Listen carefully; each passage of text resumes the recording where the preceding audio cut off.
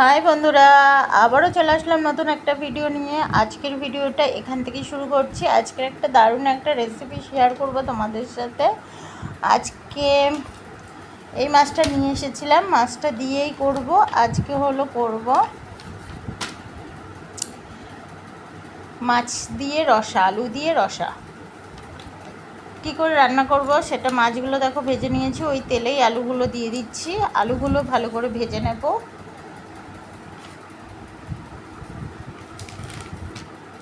সিম্পলভাবে রান্না করব।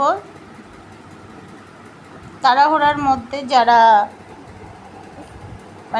তাড়াহুড়া করে রান্না করবে তারা কিন্তু এইভাবে রান্না করতে পারো। একটা তাড়াতাড়ি হয়ে যায় এই মাছের ঝোল তরকারিটা। দেখো আলুগুলো ভালো করে ভেজে নেব। ভেজে দেখো আলুগুলো আমার ভাজা হয়ে গেছে।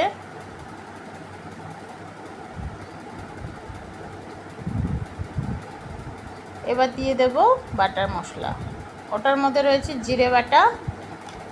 ফোড়নে কিছুই দিলাম না, তোমরা চাইলে জিরে ফোড়ন দিতে পারো, আমি ফোড়নে আর কিছুই দিলাম না। এটার মধ্যে রয়েছে জিরে বাটা, আদা বাটা, রসুন বাটা, আর রয়েছে লঙ্কা বাটা, পেঁয়াজ বাটা আর হলুদ গুঁড়ো দিয়ে ভালো করে কষিয়ে নেব।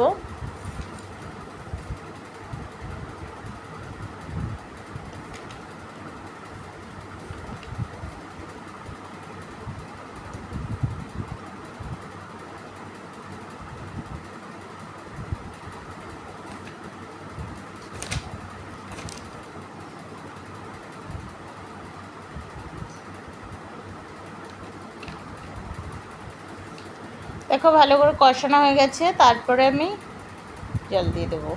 তার সাথে নুন দিয়ে দিয়েছিলাম, নুনটার কথা বলতে ভুলে গেছি। তারপরে জল দিয়ে দিলাম। এবার জলটা ফুটবে ভালো করে, তারপর মাছগুলো দেবো। দেখো জলটা ফুটে গেছে, ঝোলটা ভালো করে ফুটছে। ফোটার পরেই দিয়ে দেবো মাছগুলো। এটা রুই মাছের বাচ্চা, রুই মাছ, ছোট মাছ। এটা রুই মাছ ছিল,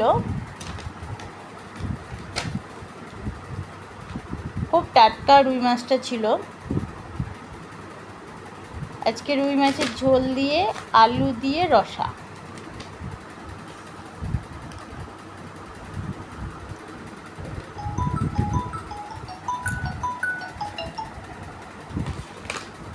দেখো আমি মাছগুলো দিয়ে দিলাম,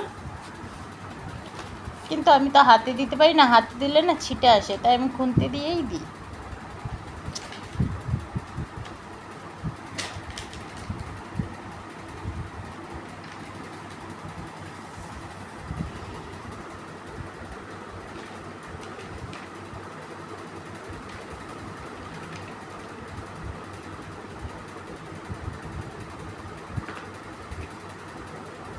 দেখো কালারটা কি সুন্দর এসেছে। চলো নামিয়ে নেব।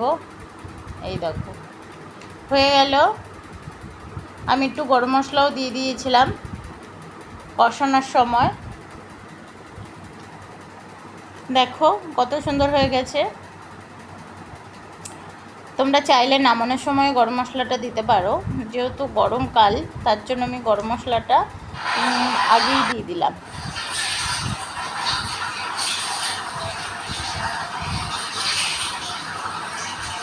দেখো কালারটাও সুন্দর এসেছে, খেতেও খুব টেস্টি হয়েছিল। যদি আমার ভিডিওগুলো ভালো লাগে তাহলে লাইক, কমেন্ট, শেয়ার করো। Tata, bye bye. আবার দেখো নতুন একটা ভিডিওর সাথে।